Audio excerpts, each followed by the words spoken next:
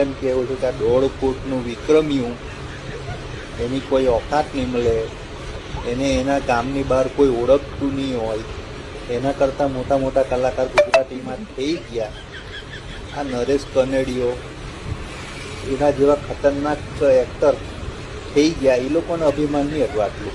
એ લોકોએ કોઈ દિવસ આવું નથી કીધું કે વિક્રમ બોલિવૂડવાળાએ પહેલાં તપાસ કરવું પડે કે વિક્રમ ઠાકોરની પિક્ચર રિલીઝ તો નથી થતી ને.